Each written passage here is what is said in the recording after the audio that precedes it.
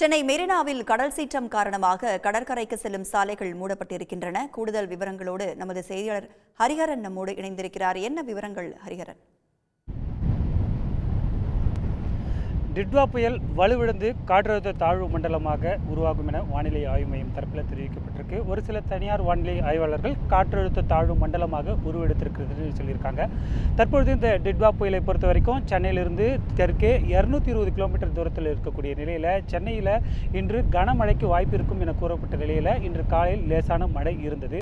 தற்போதைய சூழலில் சென்னையை பொறுத்த வரைக்கும் பெரும்பாலான இடங்களில் மழையின் தாக்கம் எதுவும் இல்லாமல் வெயில் எட்டி பார்க்க தொடங்கி இருக்கு. எனினுமே மெரினா கடற்கரையில் கடல் அலைகளின் சீற்றம் இன்னும் அதிகமாக தான் இருக்குது. இந்த காரணத்தால் மெரினா கடற்கரை பகுதி, குறிப்பாக இந்த நீலக்குடி கடற்கரை இருக்கக்கூடிய பகுதிகளில் மட்டுமே பொதுமக்களுக்கு அனுமதி மறுக்கப்பட்டிருக்கு. எனினுமே அந்த கலங்கரை விளக்கம் மற்றும் பட்டினப்பாக்கம் இருக்கக்கூடிய லூப் சாலை வழியாக பொதுமக்கள் அனுமதித்திருக்காங்க.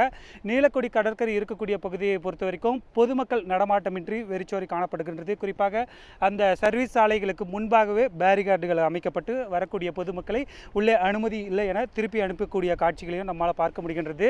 இந்த நீலக்குடி கடற்கரையை பொறுத்த வரைக்கும் உயர் கோபுரங்கள் அமைக்கப்பட்டிருக்கு. மற்ற இடத்துல எப்போதும் போல் காணப்படுகிறது. குறிப்பாக உயர் கோபுரங்களில் கூரைகள் அமைக்கப்பட்டிருக்கு.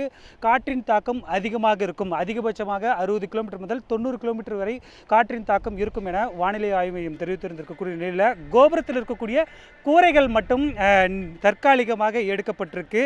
அதே போல இந்த பக்கம் கடற்கரை பகுதிகளில் பார்க்கும்போது கடல் அலைகளின் சீற்றம் இன்னும் அதிகமாகத்தான் காணப்படுகின்றது. இன்று காலையை விட தற்போது சற்று அதிகமாகவே காணப்படுகின்றது.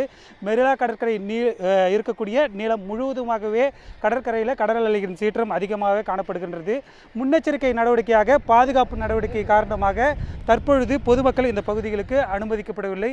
இந்த சூழலில் தான் குறிப்பாக இன்று இரவு காற்றழுத்த தாழ்வு மண்டலமாக சென்னையை நோக்கி இந்த நகரம் என கூறப்பட்டிருக்கக்கூடிய நிலையில் தற்பொழுது பாதுகாப்பு எச்சரிக்கை காரணமாக முழுவதுமாக பொதுமக்களுக்கு அனுமதி மறுக்கப்பட்டுள்ளது.